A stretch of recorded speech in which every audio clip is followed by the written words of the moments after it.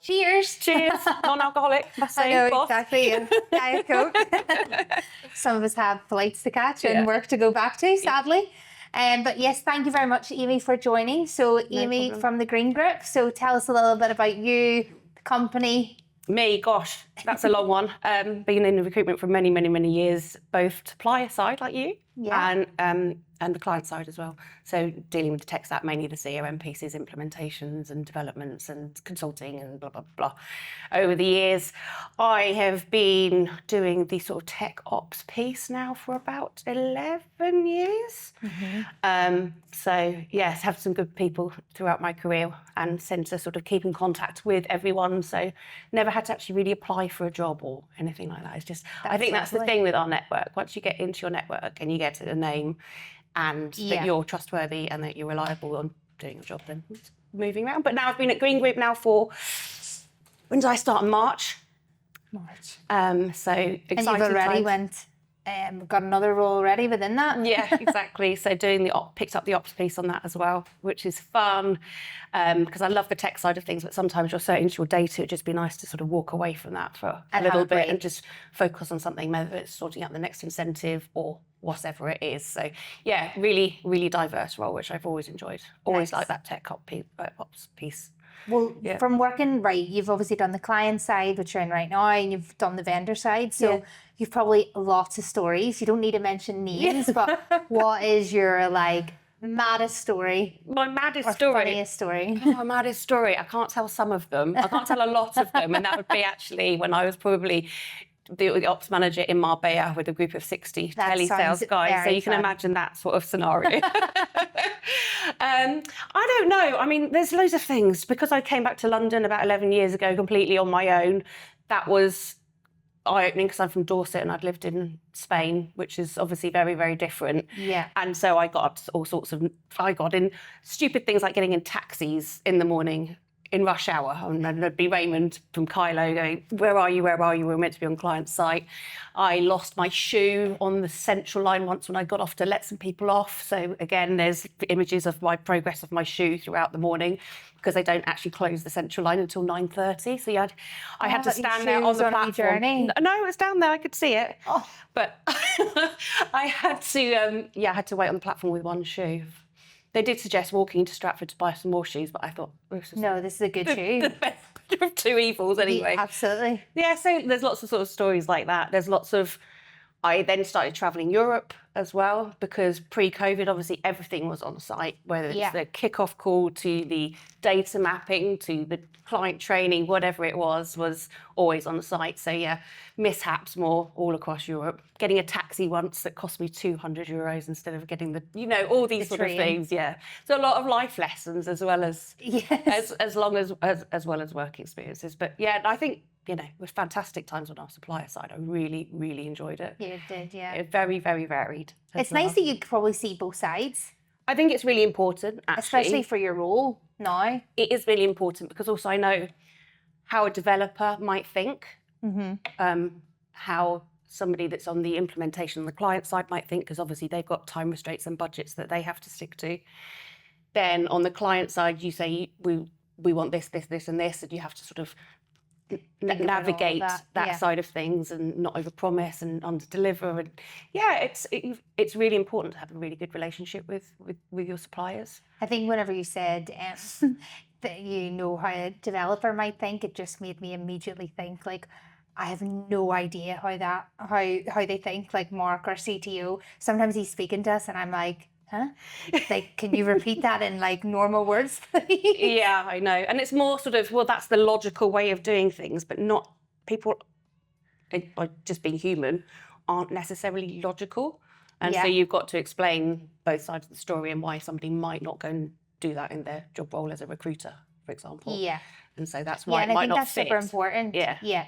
Because what their kind of viewpoint of how this should work is very different to how a recruiter will actually get to that stage. Very, very, very different mindsets. And I think that's what I really come to appreciate in this role, that everybody from C-suite down to somebody that's a researcher in South Africa or wherever in the world, our skill sets are so diverse. And that's what makes us really important as a team. because I know that I've got a logical mind, but I've got the empathy with people that don't have a logical mind. And that's where I think that tech piece really fits together, because somebody could be a fantastic BD person, or they could be a fantastic salesperson, or they can be really great at building relationships.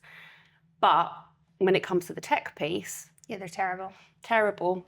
Not through any fault of their own or for lack of trying. It's just the logic isn't there. Whereas I wouldn't be able to sell that pen, as you used to say, to anyone. I wouldn't be able to do it. I don't even know a really good salesperson who could do that either. It's mutual respect, I think, to be honest. Yeah. Frustrating sometimes, but just quietly frustrated. Yeah. And I forgot to ask, but tell me, we're in a pub, so what is your drink of choice if you were? I think everybody that knows me would be. I love my white wine. Your wine. Yeah. I love my white wine. So any particular one? Sauvignon Blanc normally is my go-to, but anything normally decent and French is good as well. you like what you like. At Kylo, they used to call me Vino, because my surname at the moment is Vine. Yes. And so Vino. And then when I went down to a table once, we booked a table and it said Vino on the table, and I was like, yes, they know me well. Yeah. They've got this. I think it's your tipple of choice as well, isn't it? It is. It actually is. Yeah. It very much is. Well, why are we on this? I know. This is rude. But no, well, look, as I say, today we just wanted to kind of chat about the market, chat about some of the challenges, and just kind of see what you guys are doing. So obviously Green Group, you've been in there for what, 6 months now? Just over, yeah. Just 6 months. So obviously coming in, new business, some similar people that you've worked with in the past, but how's this year been for you guys, and what are you seeing in the market? So I came in at the back end of not a great Q4. Okay. Didn't quite hit target. It wasn't terrible. But Q1, Q2 and Q3, we've been good. I wouldn't say we're flying, wouldn't say we're healthy, rather than, like it was in the past. I think recruiting's a lot harder than it used to be, and I think that's not often as appreciated. Q4, hopefully, fingers crossed, all being well, we're going to have a good Q4 as well. Nice. I would say that it's down to a lot of hard work from the sales guys in terms of business development and chasing down leads and really sort of not letting go, because otherwise I think we would have had a poor Q3 as well. But. Yeah. And you mentioned there, like, look, it's very similar. You mentioned that recruitment is harder. The sales guys are having to do a lot more. That's very similar. And like my boat, for example, anything that I did 3-4 years ago, and I was even doing silly things at that point to try and grab the attention, whether it was videos or voice notes or, all of those different things that everyone does. Not that now is just a norm. So what do you think then? You mentioned that the sales guys are working even harder. What do you think has been the reason that potentially you are now going kind of on that upward spiral? From what I can see, just moving from businesses over the years, it's them having a maturity, not necessarily an age, but a maturity in terms of their knowledge of their market. So they can talk really in depth to their clients and their candidates from a position of equality instead of inferiority, instead of just knowing a few buzzwords and having, kind of learned what, even without ChatGPT before. So I think that's one side of things. And I think it's now the guys there are really good at building relationships with people. And again, this comes onto the tech piece. Tech will be able to get over some of those repetitive tasks, but they're very good at building their relationships with their clients, going and see them face to face. And I think that knowledge and that relationship piece is what's going to drive businesses forward in the future. In the old days, we used to do mass mails and mail shots and shotgun approach and whatever stuck without really knowing, after a Boolean search, not really knowing what the client was after and what they were really trying to get to. So more targeted. And so now I think it's not, one, with the anti-spam filters that go on with everything now, that isn't an approach, but also clients just don't want that approach anymore. They want something that's actually personal, and they want to talk to somebody that knows what they're talking about. So yeah. And you mentioned the niche, the kind of niche aspect, and knowing your market and things like that. I think for a long time as well, we used to go in when we were training clients on site, and the first thing we'd always ask, it was kind of like one of our things that we did was, what can you say is different about your recruitment agency from everybody else? And every single time without fail, everyone said they were niche, they were specialists. Yeah. But I do believe that is very much kind of coming round again, but with almost with a change and a more kind of importance on actually what that means. So you guys are similar, you have different verticals that you work within. So talk us through that. How do you guys get through that? I just think you've got really good people at the top, to be honest, and they really are invested in making sure that the people that work for them are motivated in that sector, and they are brought on because they are good in that sector as well to start off with, or developed within that sector as well. Not afraid to shift sectors if you can see things that are going downhill as well, but very empowering. So we work across Australia, APAC, USA and Europe. And with the political landscape, the way things are going at the moment, you have to be able to bend and flip and adapt to whatever's going on in the economic climate at the time. So, you know, China was stable for a while, but now we've got all the tariffs that are going to China. America wasn't great. So you need to be able to refocus and reprioritize. And I think that's what the management team where I am are good at, is making sure that people aren't just stuck in their job. And you will do data centers, for example, and that's the way you're going to stay. It is, okay, we've got an idea, we're going to go after this business, and as long as it fits within the model, then they're empowered to do it, and then they've got their full support. So I think that it's kind of the maturity of the management as well, as the staff. And you mentioned as well, so like the relationship building, I think that plays a massive part. You know, even if I think back to, we met a couple of years ago at a Bullhorn event, and obviously I'm sure, as you would probably say as well, you know, I would have knocked on your door many a times, but it just wasn't the right time. Yeah. What are the guys doing there to build relationships? You know, how are they keeping nurturing those contacts? I think the main thing is being present, so being visible at events as well. Yeah. We had our own event as well recently, which was fantastic, and also just going to see their clients, and that's what's really important. So being present, and because I honestly do feel that technology will take away that repetitive work, even lead generation potentially, if the AI bots get good enough. Yeah. So I think that's the piece that they're good at, and also giving good quality work. And I think that's what's really important. It's not just, it's more from the candidate and client side, but for the candidate side, you want to talk to somebody that you actually feel cares about your role. Listened and heard. And not just another CV out the door and another bell rang and on to the next one without. So it's knowing their market, particularly on the contract side. So contracts been doing really, really well. And so they know their guys and they know what they're looking for, and they quite often get their candidates from word of mouth as well, because they're reputable in the industry. So yeah, I think that's the future of recruitment. The more relationship side of things. Yeah. I think that can't be replaced either. You know, you look at, you've even mentioned there about different efficiencies there of using tools and tech and different things out there. You know, there's certain things that only a recruiter, a person, a human can really do. Yeah. And then there's lots of things that you can use, whether it's an automation, AI, that can potentially enhance what, you know, the workflow and what you're doing. So that's something that we've spoken about before. So tell me a little bit about how you guys have adopted technology, and also potentially using actually your people more to enhance certain things as well. Yeah, so it's a little bit like this. So when I want to interact with a company, maybe I want to get a quote or I want to know about a service, I might go online, I might fill a format, I might talk to the bot to start off with. I think more and more we're inclined to start with that position of inputting what you require, but then I want to speak to a human being. And I think that's where we are now. With us, we're still investing in tech very much, because we're only sort of 70 users globally, about 50 sales.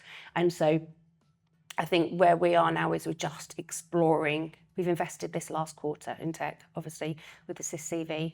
And I think that's the way we're going. So we're going to use that to free up time so that the consultants and the business developers and the researchers can get on the phones, build relationships up with people in that side of things. So freeing up their time more to be productive in other ways, rather than plodding away and formatting CV for 20 minutes, you know.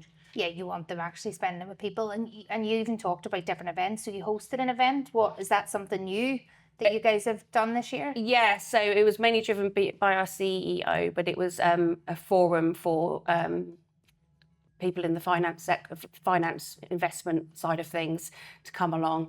Really went down very well. So yeah, that went really well. So Yeah, those I think a lot of face-to-face people are events. doing that. You know, and a lot of people are trying to, instead of, there used to be events where there'd be loads of different sectors, or even on the vendor side, there'd be loads of different events hosted by one person or by one group. But actually it was too big. It was too, you know, it was too noisy. There wasn't enough sort of meaningful conversation one-to-one. No. And you do see a lot of that now, where it's smaller and more intimate, whether it's a round table, whether it's a lunch, dinner, whatever it may be. But there seems to be a lot of people are almost getting back from that a lot more. And I think what those events were before were big sales events. Yeah. And you felt it. Yes. And now what you're there to do is learn from each other. Of course, you're going to have people there that are selling products that you want to buy, but also at the same time, they're not there just to try and get their still. Yeah. It is. I mean, obviously, I worked in the bullhorn area for a long time, and after the sort of sales piece, there is also that networking side of things, and you can support each other. And people have always helped me with my career as well from that area. So yeah, it's about developing relationships. And I think there's definitely a place, but you're right. I think like even we've been at some of those events, and there's times where people, you can almost just see them come into the room where all the vendors are, and it's like, or it's like, right, I need to actually breathe to like brace, you know, for everybody's pitch, and you know, nobody's doing it in any sort of bad intentions or anything like that. But I think it can be difficult on both sides, because, you know, you're walking into that room, you have so many people different approaching you, but then on the vendor side, you're there to do a job. Absolutely. You know, you're there to obviously, that's why you guys are there, you're paid to be there and things like that. So yeah, I do think these smaller events, they just bring a different side to it. And I think they bring a little bit of vulnerability. You know, any of the ones that we've been or been hosted, or Greenback Group, we did an event with them recently, and people are so much more honest. And I think you get to know the person as well. And again, it's about that relationship, isn't it? It's not just a salesperson, it's a human being that you're talking to and you're relating to. And they say, oh, what, have you spoken to so-and-so? I was at last expo in London, and I can't remember what I was looking for at the time, telephony provider or something. And Derry from One Up was like, oh, go and speak to Device. And that's how it works. You know, you only recommend good products that you know are good. And also you only speak to the people that you trust, their opinion or what they've done potentially and things like that. So with Derry, I'm sure you probably worked with him before. So that's probably why you went there as well. Yeah, exactly. It's nice to put faces. I'm a bit older, so it's nice to be able to go and actually see people in the flesh rather than just a video. Yeah, I know. I think as well that's super important, because sometimes you go down and people will know you or you will know them, but you only know them from like LinkedIn, for example, or you only know them from them messaging you or a random phone call or something like that. So those events, I think, are super important. I think there is a place for them, but I do think those smaller events now are actually giving people more value. And actually, when you're taking a day out of your, you know, your busy, you know, week, it's got to have some value. The larger events are great when they've got value adds, not you know, seminars and things that are adding value to it, but it has to have that, otherwise it's a big turn off. A turn off, there we go. That's what you think anyway. And so then in terms of technology, so obviously that's your bag. That's what you've done. So with Green Group, were you given autonomy? Was this something that you like had to come in to do, like achieve X, or how did that work? Think the board are very open to embracing new technology. We have looked at various technologies, some that we've just said no, it wouldn't work for us, or it's not at the right maturity level yet for us. And things that they know will save time. So it's about knowing the sales floors well enough to know where the problem sits. And when you come across a product that you know will work, then bringing that to the board. Yeah. So for example, with we always say CV assist in the office. Maybe we should do the flow a little bit. It was a case of for years and years and years though, I've always wanted a decent CV formatting tool, because I know that the guys it takes them ages. Again, it's going back to that technology is difficult for them. They might not know Word inside out and back to front and how to do all the bits and pieces. So it was a case of, you know, trying to find a product that worked. It wasn't just going to stick a cover sheet on top of what was already on the CV. It was a case of reformatting that CV, not rewriting it, but reformatting the CV so it looked professional and it looked standardised across the whole group. So if you're in China, you get one CV, and if you go down to the USA, you get another CV, and they look the same. It's about the branding as well as saving the guys time as well. So that was what was really important. And when you approached me and I was like, come back when you integrate with our CRM, then you did. And so, yeah, that's when I was like, right, we need to push the button on this and then move forward with it. So that was me literally at that point knocking on the developers' doors being like, get this built right now. I think it actually only took us like 2 weeks. It wasn't too bad. Good. Yeah, I was like, the CEO will not entertain it unless it integrates with our CRM. And I think that's where people can get tired as well, because what we would love is obviously all to sit in one system and everything kind of just looks and feels the same. Yeah. We're in a place now, we've invested now in Quill and then Assist CV, and we've done a lot of work on the CRM as well. And so we just want to breathe for a moment, bed it all in, and we probably won't be investing anything more in tech until something amazing comes up in the foreseeable future. Because I think when you go from one platform, then you've got another platform, then you've got another platform, and the guys get a little bit tired of. And it's there's another new area that I've got to look at, another new thing that I've got to learn. So now it's back to, we've done these tools that will save time and increase productivity, we hope. But what we do need to do, make sure now, is that everyone is focused back, sales again. So So.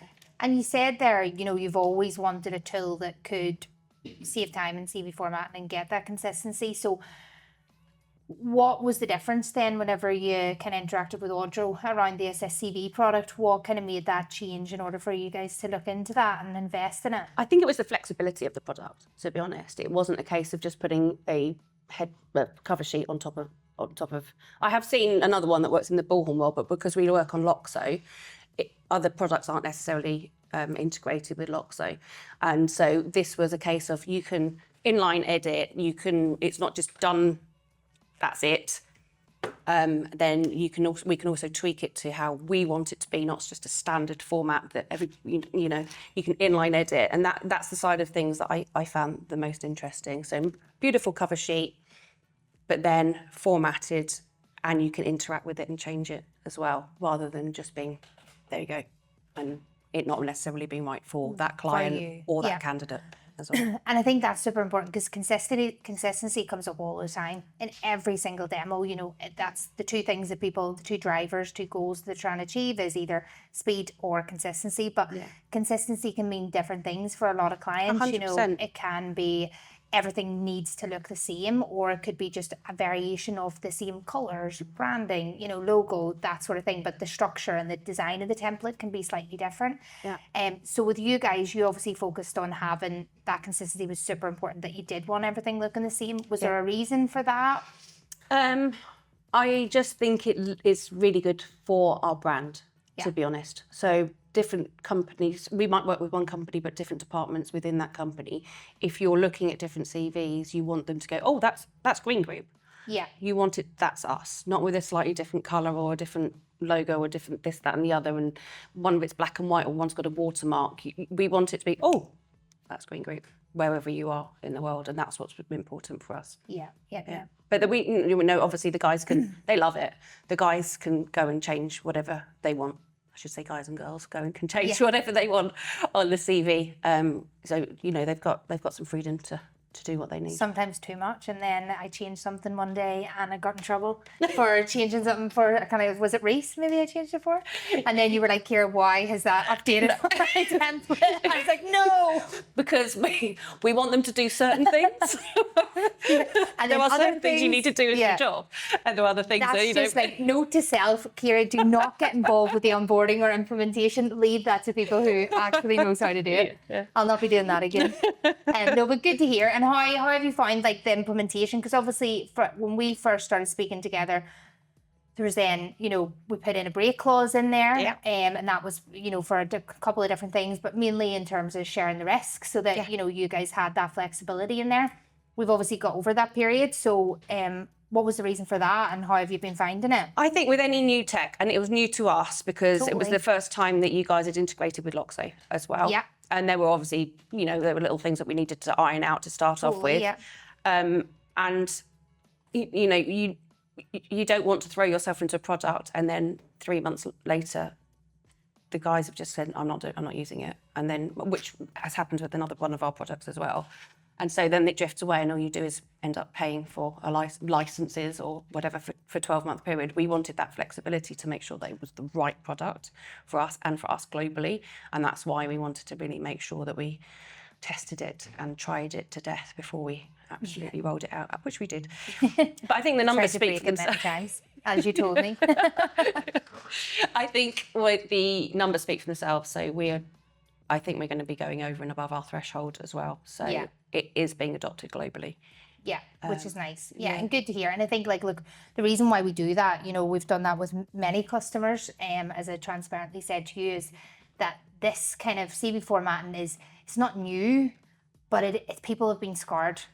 People have used products before, so they're very, very hesitant to actually go into a 24, 36-month contract. That's 100%. Just not happening. No. So if we can actually showcase that we're willing to be flexible, but still give them the same level of service, still give them the same, to get them up and running, to get that adoption high, then the kind of proof is in that immediately. And really then if people don't walk away, that's a win for both. Yeah. And that's something that we've kind of tried to really do. But I think as well, you also mentioned there that being new to you. So something that some of the other guys have been speaking about today is the maturity of products. So is that something that you look into when you're researching tech? Do you know what? Nowadays, no. I think previously, yes. With the age of AI, I think you need to look at the newcomers to the industry as well. You really need to, because there could be some amazing products out there that need adoption. Yeah.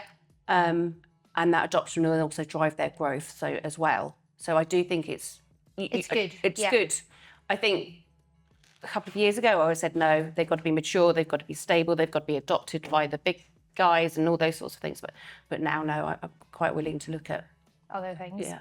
And have you adopted anything like that? It has been a newcomer that has went really well. We went down the route of looking at one in quite detail, but we decided not to go with it in the end. Okay. Yeah. Yeah.